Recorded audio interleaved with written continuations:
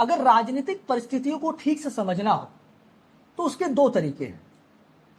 एक, जनता के बीच में जाइए, उनसे संवाद करिए, बातचीत करिए, तो उस स्थान की, उस लोकसभा की आपको परिस्थितियां ठीक समझ में आएंगी।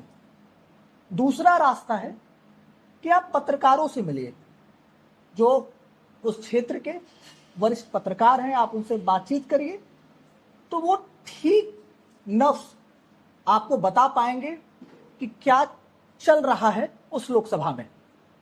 तो आज हम सब गाजीपुर लोकसभा में हैं, साथ ही जिस स्थान पर बैठे हैं वो पत्रकार एसोसिएशन है, और हमारे साथ कई चैनल्स के और प्रिंट मीडिया के कुछ पत्रकार बैठे हैं। आज हम उनसे जानने की कोशिश करेंगे गाजीपुर की नब्ज क्या है और अभी तक जो चुनाव में घटित हुआ है वो चुनाव क्या कहता है। तो शुरुआत अब विनय जी से करेंगे। विनय जी, एक तो आप अपना किस चैनल में काम करते हैं, एक तो वो एक परिचय हो जाए। उसके बाद मेरा सवाल ये रहेगा आपसे कि 4 चरण के मतदान हो गए, किधर रुख है हवा का?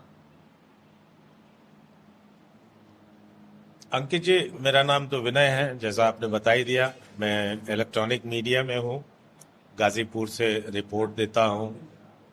सवाल 4 चरण का जो हो गया, उसमें अगर हम गाजीपुर और उत्तर प्रदेश की खास तौर से बात करें तो पिछली बार से इस बार में थोड़ा सा असमंजस की स्थिति है, क्योंकि मुद्दे कई जो हैं ऐसे हैं सरकार के, जिसको खिलाफ कह लीजिए, कि उसमें बेरोजगारी और महंगाई एक बड़ा मुद्दा है। साथ में पता नहीं कहां से एक चीज आ गई है कि संविधान खतरे में है।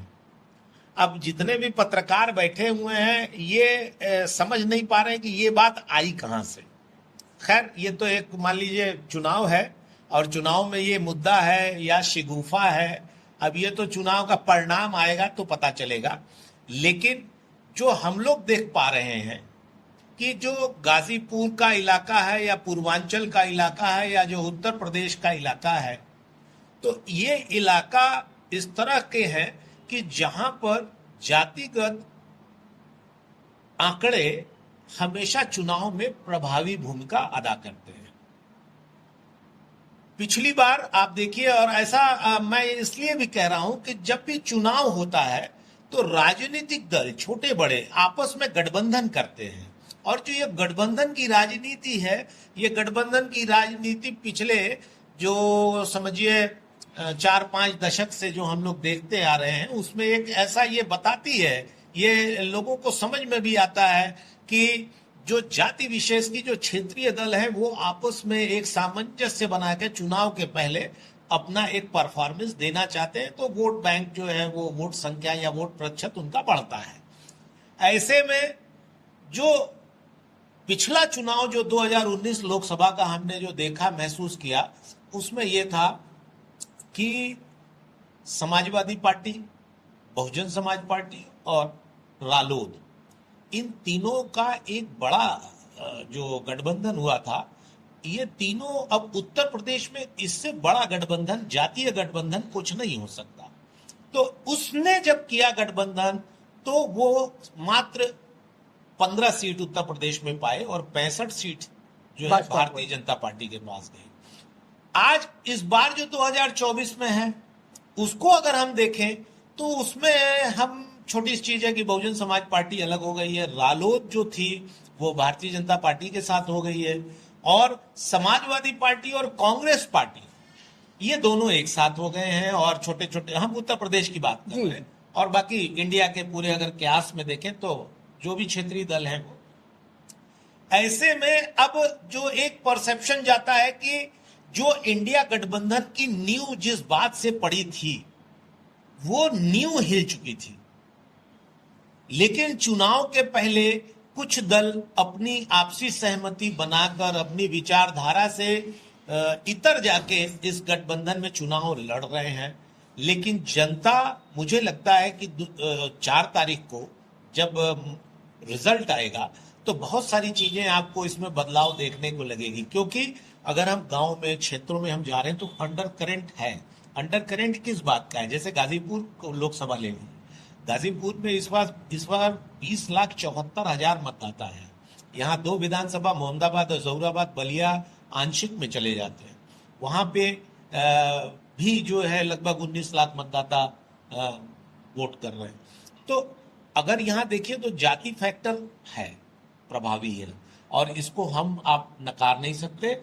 और आने वाले समय में जो कैंडिडेट्स हैं वो जो प्रयास कर रहे हैं, तो जिनको हम कमजोर समझ रहे हैं, आप गांव में जाइएगा तो उनके समर्थक बड़ी संख्या में मिल रहे हैं। पता नहीं लोग कहां से कह रहे हैं कि बहुजन समाज पार्टी के पास जनाधार खत्म हो गया है, लेकिन आप जाइए गांव में, दलित बस्तियों में जाइए।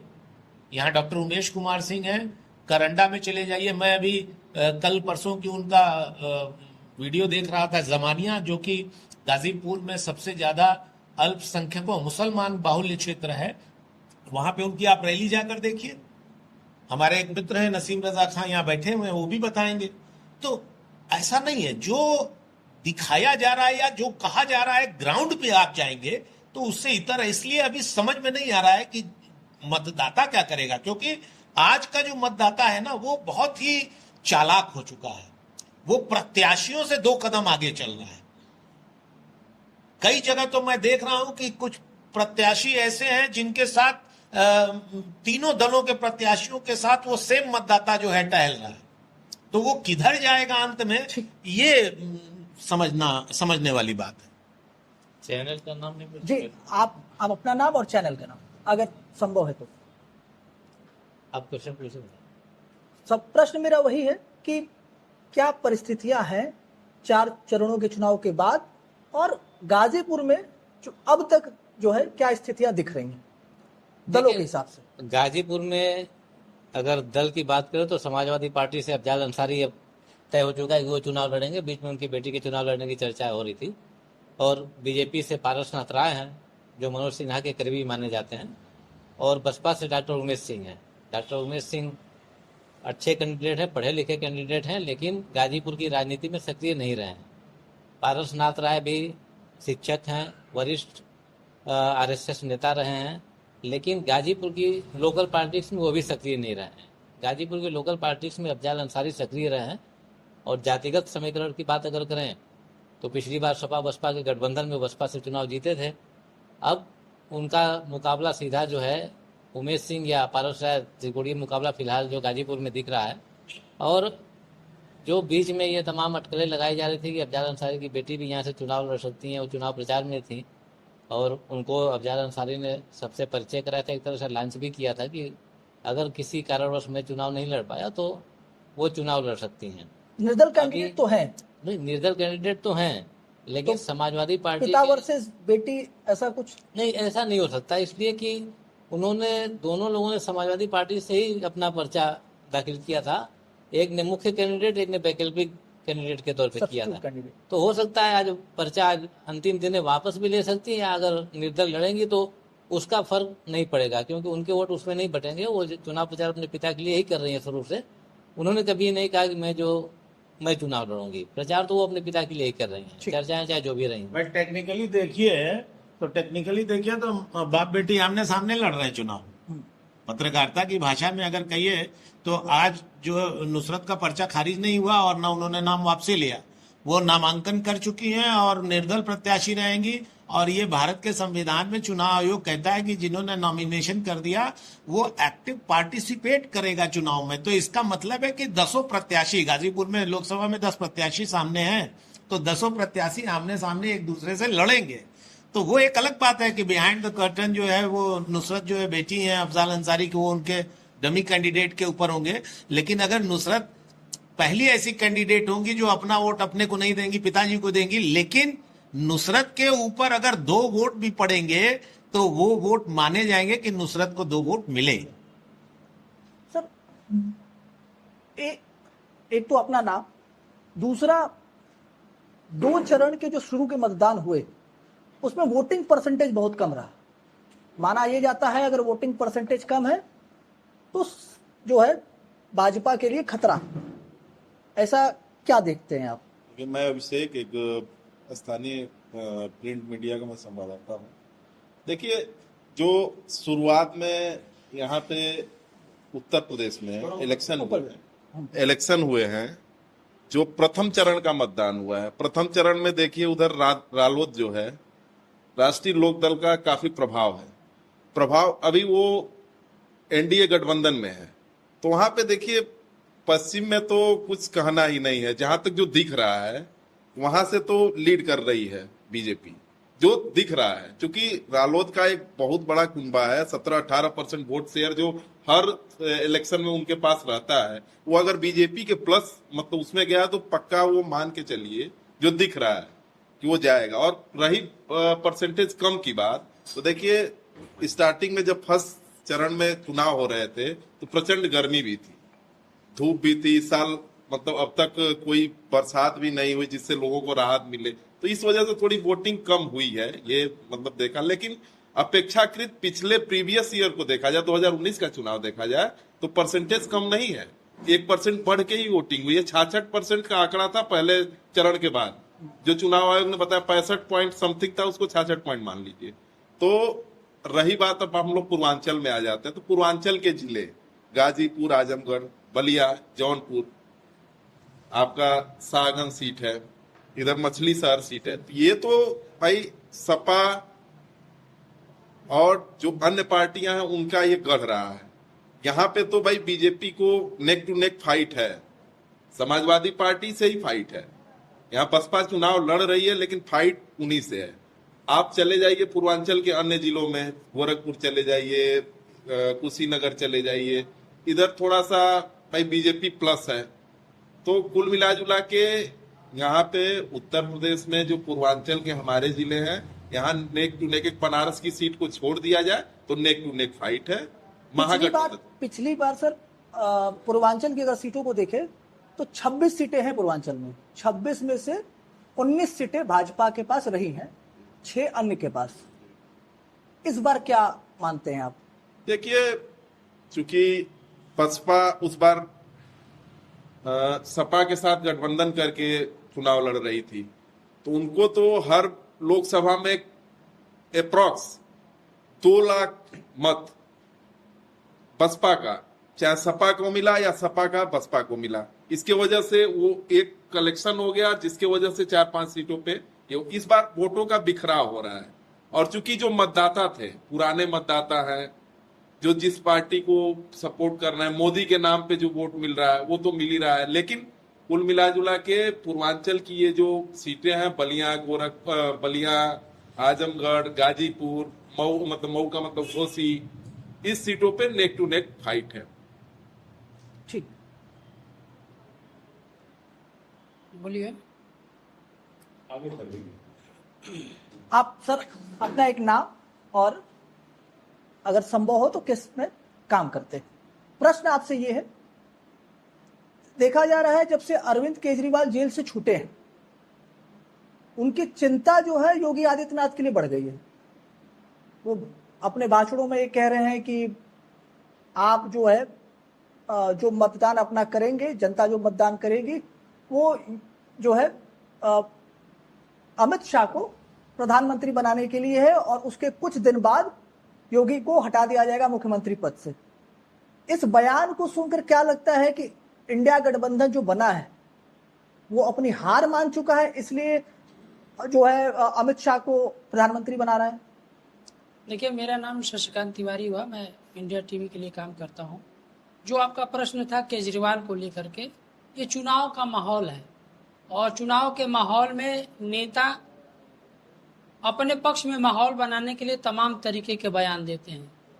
अरविंद केजरीवाल का अगर देखा जाए तो उत्तर प्रदेश में उनका कहीं कोई जनाधार इस तरह का नहीं है कि अरविंद केजरीवाल के बयान से यूपी के सियासत में कुछ बदलाव आ जाए और उनके बयानों का बहुत बड़ा प्रभाव पड़े।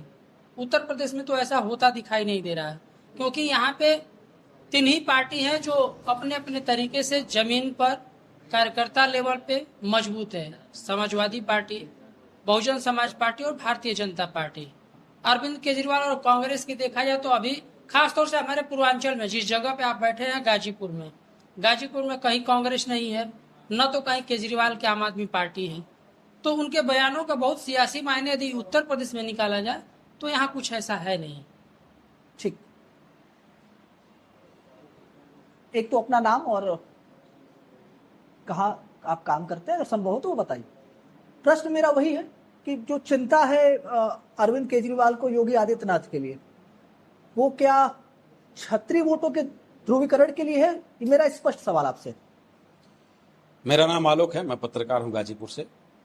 देखिए, जिस तरीके से अरविंद केजरीवाल या तमाम अन्य दल के नेता जो भाषण दे रहे हैं, वोटर्स को मोटिवेट करने की कोशिश कर रहे हैं, निश्चित तौर से कई बार इस तरह के आते हैं कि ये जुमलाबाजी होती है और रिजल्ट जो होता है वो बिल्कुल जीरो नजर आता है। रही बात जैसे ठाकुर वोट को समेटने की, बात करने की, तो ऐसा नहीं है। ये निश्चित तौर से कहा जाए कि हर दल को, जैसे गाजीपुर की अगर हम बात करें तो डॉक्टर उमेश सिंह जो है यहाँ पे चुनाव लड़ रहे हैं, बहुजन समाज पार्टी से प्रत्याशी हैं। तो ऐसे कहा जाए कि सभी ठाकुर वोट जो है उन्हीं को मिल जाए, ऐसा संभव नहीं है, क्योंकि बहुत सारे ऐसे कुनबे हैं जो बीजेपी को सपोर्ट करते हैं। तो ये कहना लॉजिक नहीं है कि मतलब उनका जो टारगेट है कि ठाकुर वोट को जो बटोरने की कोशिश की जाए, वो तो सभी जानता है। हालांकि हमारे अगर गाजीपुर में ठाकुर वोट की बात की जाए तो समाजवादी पार्टी से पूर्व मंत्री जमानिया से विधायक भी ओम प्रकाश सिंह भी हैं। तो ये कहना कहीं से लॉजिक फिट नहीं होता है। रही बात चुनावी समीकरण की, तो यहाँ पे जो चुनावी समीकरण है, कहा जाता है कि गाजीपुर यादव बाहुल्य इलाका माना जाता है, ज्यादा मत उनके हैं। उसके बाद जो है दलित आते हैं, उससे थोड़ा सा कुछ कम है, और बाकी उसके बाद अन्य बिरादरी की बात की जाए। लेकिन समीकरण, जो जाति समीकरण पिछली बार का जो चुनाव अगर आप 19 का देखेंगे तो समाजवादी पार्टी और बहुजन समाजवादी पार्टी एक होकर चुनाव लड़ी थी और बीजेपी जो है अकेले चुनाव लड़ी थी। तो उस दौरान जो है बीजेपी के प्रत्याशी थे मनोज सिन्हा जी, जो मंत्री थे, केंद्रीय मंत्री थे, उनको 4,46,000 वोट मिले थे। और गठबंधन बहुजन समाजवादी पार्टी और समाजवादी पार्टी के थे अफजाल अंसारी जी, उनको मिला था 5,66,000। यानी कुल मिला के कहा जाए कि अगर वोटों का अंतर देखा जाए तो 1,20,000 के वोट का अंतर था। और इस बार गाजीपुर में बसपा जो है अलग चुनाव लड़ रही है और समाजवादी पार्टी है, बाकी कांग्रेस और तमाम तरह के इंडिया गठबंधन। तो इधर से ओम प्रकाश राजभर भी हैं एनडीए की तरफ से। तो एनडीए की तरफ से अगर देखा जाए, प्लस माइनस किया जाए, तो ओम प्रकाश राजभर का जो समाजवादी पार्टी, बहुजन समाजवादी पार्टी और ओम प्रकाश राजभर के सुभाषपा, ये तीनों मिलकर चुनाव लड़े थे, तो ये वोट था। और कहा जाता है कि जो राजभर समाज यानी ओम प्रकाश राजभर जिस समाज से आते हैं, उस समाज का कम से कम 1.5 लाख के आसपास वोट गाजीपुर लोकसभा में है। 3 विधानसभा में तो बहुत ज्यादा वोट मिलते हैं, जंगीपुर हो गया, जखनिया हो गया, सैदपुर हो गया। तो इस बार जो है वो वोट जो है वो बीजेपी की तरफ है और बहुजन समाजवादी पार्टी का भी वोट कटा हुआ है। तो ये कहना बड़ा मुश्किल होगा कि चुनाव अफजाल अंसारी काफी मजबूत हैं और भाजपा कमजोर है। यहाँ पे ये देखा जा रहा है कि नेक टू नेक फाइट दोनों में है और चुनाव परिणाम कुछ भी हो सकते हैं। ठीक, जैसा आलोक जी ने कहा कि यादवों का गढ़ है गाजीपुर, लेकिन कोई भी पार्टी जो है, कोई भी दल टिकट देने से गुरेज कर रखती है विगत देखा जाए। और कम से कम समाजवादी पार्टी को तो यह माना जाता है कि उनका यादव वोटों पर एकाधिकार है। कैसे देखते हैं? नहीं, जहाँ तक जातिगत समीकरण को देखा जाए तो गाजीपुर में मुस्लिम और यादव एमवाई के जो फैक्टर चलते हैं वो बड़े प्रभावी होते हैं, और वो प्रभावी इतने होते हैं कि उसके लिए सबके लिए चैलेंज होते हैं वो। तो लेकिन पिछले चुनाव में जो रिजल्ट रहा है वो बसपा के भी साथ थे, इसलिए प्लस में थे। इस चुनाव में माहौल दूसरे हुए हैं। उस समय तो जो माहौल थे, आज वो माहौल अलग है। और उस फैक्टर में कहा जाए कि ये अफजाल अंसारी बड़े ही मजे हुए नेता रहे हैं और वो सारे बिरादरियों में उनकी बैठ रही है। पुराने नेता हैं, सरयू पांडे के शिष्य रहे हैं। सरयू पांडे भी 2 बार लड़के चुनाव जीत चुके थे लगातार, और उसके बाद बसर साहब का इतिहास रहा है कि 2 बार उन्होंने लगातार जीता है। उसके बाद कोई सांसद अभी तक दोबारा नहीं जीता है। तो उस फैक्टर में चला जा सकता है, लेकिन कुछ कहा नहीं जा सकता क्योंकि लड़ाई बहुत टफ है और मोदी का पूरा लहर है इस बार। मोदी के आंधी के आगे कितना ये अपने को सुरक्षित रख पाते हैं, ये भी एक बड़ी बात है।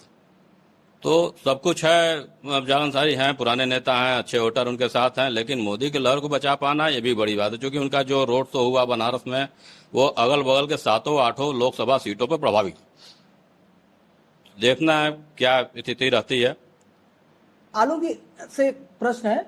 आलोक जी, मेरा प्रश्न जो चंद्र कुमार जी के लिए था कि यादव वो टिकट देने से क्यों गुरेज रख रही हैं पार्टियां, जबकि सबसे अधिक मतदाता यादव हैं, ये बात भी आप ही ने कही। और समाजवादी पार्टी, जो मैंने पहले भी कहा कि एकाधिकार है माना जाता है, तो समाजवादी पार्टी भी नहीं दे रही है, क्या कारण देख रहे हैं? देखिए, MY फैक्टर की जो बात अभी मोहन भैया ने कहा था, MY फैक्टर का जो लॉजिक है, एक तरह से कहा जाए कि जो यादव समुदाय है वो निश्चित रूप से ताल्लुकात रखता है मुलायम सिंह से, माननीय मुलायम सिंह जी से, अखिलेश यादव जी से, एक यादव कुनबा जो है उनसे जुड़ा हुआ है। तो यहाँ पे कोई भी प्रत्याशी हो, लेकिन ये समाज उनके लिए जो है निश्चित तौर से खड़ा होता है और हमेशा जो है आंख बंद करके साइकिल के निशान पे वोट देता है। यहाँ पे मुस्लिम समुदाय से अफजल अंसारी को चूंकि प्रत्याशी बनाया गया है, तो दोनों का जो एक समीकरण है, सेट बैठता है, जो एक बड़ी संख्या में वोट की संख्या होगी और एक स्टार्टिंग होगी, तो वो मजबूत मानी जाती है, ऐसा लोगों का मानना है। लेकिन जिस तरीके से चुनावी समीकरण हम लोग देख रहे हैं, पिछली बार जैसे ओम प्रकाश राजभर थे, जैसा कि मैंने आपको बताया कि ओम प्रकाश राजभर थे, उनके साथ थे, तो लगभग 1.5 लाख के पास वो जहां कहें जिस तरीके कहें, ऐसा माना जाता है कि ओम प्रकाश राजभर को वो समाज जो है बहुत मानता है, और जहां कहेंगे वो पूरा का पूरा वोट। इतना पलटी मारने के बाद भी समाज मानता है? देखिए, निश्चित रूप से मानता है। अभी भी उसमें कई उनके भाषणों में, कई उनके जो सभाएं होती हैं उसमें तमाम इनके वर्ग के लोग जो है काफी बढ़ चढ़ के हिस्सा लेते हैं। अभी फिलहाल यहाँ पे डिप्टी CM ब्रजेश पाठक जी भी आए हुए थे। तो बीजेपी कार्यकर्ता तो कम, लेकिन सुहेलदेव भारतीय समाज पार्टी के कार्यकर्ता पीली गमछी वाले बहुत ज्यादा दिख रहे थे। तो निश्चित तौर से उनको लाइक करते हैं। नहीं तो अगर इस तरह की हम बात करें तो अनिल राजभर को जो है उनके परिप्रेक्ष्य में फिल्म में दौड़ाया गया था, लेकिन उतना प्रभावी नहीं रहा। ओम प्रकाश राजभर को काट नहीं पाए, इसलिए फिर पुनः दोबारा जो है भाजपा में चले गए। तो अब भाजपा में होने के नाते वो एक बड़ा वोट जो है वो बीजेपी को मिलेगा, ऐसा माना जा रहा है। और उसके बाद जो 1,20,000 का जो अंतर था अफजल अंसारी और मनोज सिन्हा में, उसके दरमियान वो कम होगा। और दूसरा जो है, जो बीजेपी बसपा का जो वोट रहा है, चूंकि बसपा का कैंडिडेट चूंकि एक साथ लड़े थे और इस बार डॉक्टर उमेश सिंह चुनावी मैदान में है, तो निश्चित रूप से वो भी प्रभावित करेंगे। तो अंतर जीत हार का बहुत कम होगा। अब ये तो 4 जून को जो मतगणना होगी, वो रिजल्ट आएगा, उस दिन पता चल जाएगा। लेकिन हार जीत का अंतर बहुत ज्यादा का नहीं होगा। पिछली बार अगर हम बात करें तो मनोज सिन्हा जी जो 3,06,000 वोट पा के चुनाव जीते थे 35,000 वोटों से। समाजवादी पार्टी भी थी, बहुजन समाजवादी पार्टी भी थी। तो उस वक्त इस तरह का था। इस बार जो है वही समीकरण इस तरह का रहा, लेकिन इस बार जो है ओम प्रकाश राजभर भी प्रभावी हैं और बीजेपी के साथ हैं। तो कहा जा रहा है कि बड़ा कांटे की लड़ाई होगी।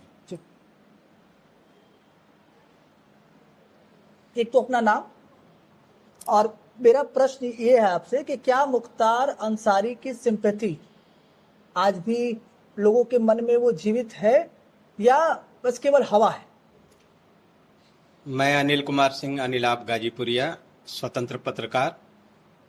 प्रश्न आपका सिंपैथी से लेकर है।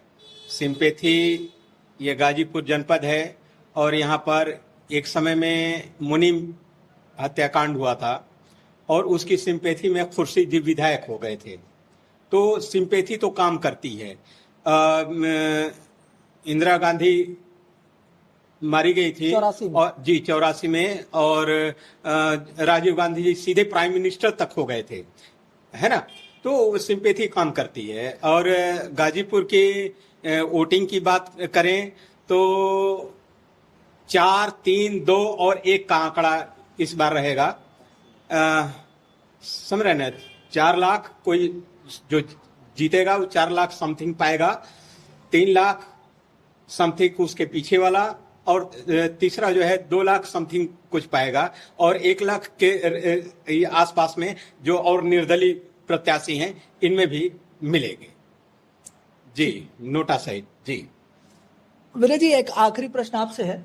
चूंकि मामला गाजीपुर का ही था और उसी प्रेस कॉन्फ्रेंस में अफजल अंसारी ने अपना जूता दिखाते हुए टिप्पणी किया कि भाई एक महिला पत्रकार के लिए कि इसी जूते से मैं पानी पिलाऊंगा।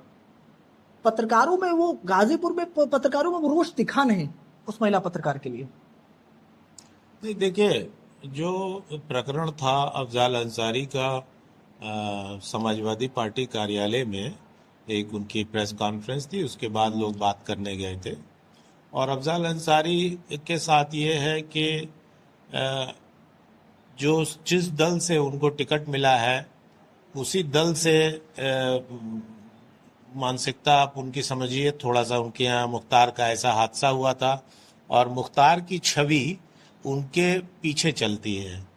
और अभी जिनकी बात कर रहे हैं, एक शो हुआ था उसमें चीज़ें आई थी, तो अफजाल अंसारी को इस बात का भी बुरा लग रहा था कि लोग माफिया क्यों कहते हैं, या उनको ये जोड़ के देखते हैं कि आप खानदान से, उनका खानदान जो है स्वतंत्रता सेनानी है, वो अपने आप को ब्रिगेडियर उस्मान से भी जोड़ते हैं, वो अपने आप को डॉक्टर मुख्तार अहमद अंसारी से भी जोड़ते हैं, बताते हैं कि 12-12 लोग उनके स्वतंत्रता संग्राम सेनानी रहे उनके परिवार में। और उन्होंने किसी बात पे जो है वो एक ही चैनल के लोगों को नहीं, उन्होंने 2-3 चैनल के लोगों को जो है उन्होंने बोला उसमें। और गोदी मीडिया उनके लिए, आज की जो मीडिया है उसके लिए, उनके लिए आम भाषा है। तो हम लोग जो गाजीपुर के पत्रकार हैं उनको हम लोग इस रूप में देखते हैं कि जो मुश्किलें उनके ऊपर, जिस दौर से वो गुजर रहे हैं, उसमें उनके जैसा व्यक्ति जो है अगर कोई बयान दे रहा है तो उसको बहुत दिल से मत लीजिए। चुनाव का दबाव नहीं झेल पा रहे हैं क्योंकि उनके भाई जो रहे वो मैनेजर रहे हैं चुनाव के। अब वो देखिए, मेरी बात समझिए, मैंने पहले ही कहा कि मुख्तार अंसारी का नाम अफजाल अंसारी के साथ जुड़ा हुआ है।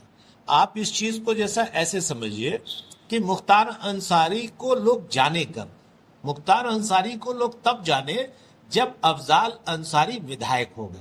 1985 में जब अफजाल अंसारी जीते तो 1986 में एक मर्डर हुआ हरिहरपुर में, सच्चिदानंद राय हत्याकांड, उसमें पहली बार मुख्तार का नाम आया। तो वहां से लेके और 2024 जो 28 मार्च का दिन था, अरे 28 अप्रैल का जो दिन था जिस दिन मुख्तार का देहांत हुआ बांदा हॉस्पिटल में, उस दिन तक मुख्तार अंसारी का नाम जिस तरह से लिया गया, उनके ऊपर जो सजाएं हुई, बहुत सारी चीजें ऐसी हुई, परिवार में उनके बेटे भी बोलते हैं, बहुत सारे लोग ऐसे बोलते हैं कि उनके ऊपर जो गलत मुकदमे हुए। लेकिन देखिए, मुख्तार अंसारी के ऊपर जो मुकदमे हुए वो भारतीय जनता पार्टी की सरकार में तो जो मुकदमे, नए मुकदमे हुए ही, लेकिन जो अमूमन जो सजा हुई, जिसमें अफजाल अंसारी को सजा है, वो कृष्णानंद राय के साथ जो गैंगस्टर मामला बना था वो 2007 का है, वो बसपा के शासन का है। तो बसपा के शासन का है और उस वक्त मायावती की सरकार थी। फिर 2007 से लेके और फिर उसके बाद अखिलेश यादव आ गए थे 2012 में। फिर 2012 से लेके 2017 तक अखिलेश यादव रहे। हालांकि 2019 में उनका ये दावा है, उन्होंने ये बताया भी कि 2019 में हमको मूल केस में हम लोग छूट गए, लेकिन गैंगस्टर का जो मुकदमा जिसमें सजा हुई है, वो जो 2023 में जिसमें सजा हुई, तो वो तो केस 2007 का है ना। तो वो मुकदमा मुख्तार अंसारी के साथ क्लब किया गया उनको। तो मुख्तार अंसारी कौन थे? उनके भाई थे। तो मुख्तार अंसारी का नाम उनके साथ चला है। और देखिए, अंसारी परिवार, नो डाउट, आप गाजीपुर के रहने वाले, हम लोग भी गाजीपुर के रहने वाले हैं, एक बड़ा राजनीतिक परिवार है, राजनीतिक घराना है। और उनकी जनता में जो पकड़ है, माइनॉरिटी के होने के बावजूद जिस विधानसभा क्षेत्र में वो आते हैं, वहां उनकी जो प्रतिशत होगा माइनॉरिटी का, वो मुश्किल 9 से 10% होगा। बावजूद उसके मोहम्मदाबाद में, भूमिहार बाहुल्य क्षेत्र में वो लगातार अपनी सीट जीतते हैं। तो इसको भी ध्यान देने वाली बात है कि वो है मुसलमान जरूर, लेकिन उनकी रसूख, उनकी पकड़ हर तबके पे है। और इसमें मुख्तार फैक्टर काम करता रहा होगा, अफजाल अंसारी का भी अपना फैक्टर काम करता रहा होगा, उनके बड़े भाई जो शफकतुल्लाह है उनका भी फैक्टर काम करता रहा होगा। तो बहुत सारी चीजें हैं उस परिवार के साथ। और जो अपने परिवार के साथ जो उनका नाम जोड़ते हैं स्वतंत्रता संग्राम सेनानी का, तो वो अब बहस की बात दूसरी है, वो विषयांतर हो जाएंगे हम लोग। तो जो आपने कहा गाजीपुर में पत्रकारों में रोष क्यों नहीं दिखा, नहीं रोष दिखा। रोष का मतलब ये नहीं होता कि पत्रकार किसी से झगड़ा कर लेगा। उन्होंने पत्रकारों से सफाई भी दी और उन्होंने बताया कि मैं सारे पत्रकारों के लिए नहीं कह रहा हूं, जो लोग उनके खिलाफ गलत बयानी या गलत प्रचार कर रहे हैं वो उनके खिलाफ है। रह गई बात कि कोई आदमी अगर कोई गलती कर रहा है तो क्या सामने वाला भी गलती करे। एक जैसे पत्रकार के लिए होता है कि मान लीजिए हम जर्नलिज्म के फील्ड में हैं, तो जर्नलिज्म के फील्ड में एक चीज होती है कि हमको आईना माना जाता है कि आप जो है वो आपका रिफ्लेक्शन समाज में चला जाएगा। तो उन्होंने अगर कोई चीज बोली, उन्होंने किसी के लिए बोनलेस बोल दिया, बिना रीढ़ की हड्डी के हैं, आपको दर्द नहीं होता, गोदी मीडिया हमारा बिकाऊ है, चप्पल दिखा दिया, पानी भी ना पिलाए धोके, तो ये सब चीजें हमने आईने के रूप में जनता को दिखा दी। अब जनता को फैसला करना है कि वो, अब जैसे आप जैसा व्यक्ति जो वहां नहीं था, वो आप कह रहे हैं कि क्या वो दबाव नहीं झेल पा रहे, तो ये रिफ्लेक्शन है, उसी समाचार का रिफ्लेक्शन है। हर आदमी अपने अपने हिसाब से आकलन करता है। उसके 3 दिन बाद, 2 दिन बाद, 4 दिन बाद हम लोगों की मुलाकात रोज होती है, लेकिन अफजाल अंसारी की बॉडी लैंग्वेज बदली हुई भी है। तो ऐसा नहीं है, वो जो बोल रहे हैं परेशान होकर बोल रहे हैं, प्लानिंग से बोल रहे हैं, वो उनके सामने रहेगा। आप सभी का बहुत बहुत धन्यवाद समय देने के लिए। फिर नए मेहमान के साथ जल्द मिलेंगे, तब तक के लिए नमस्कार।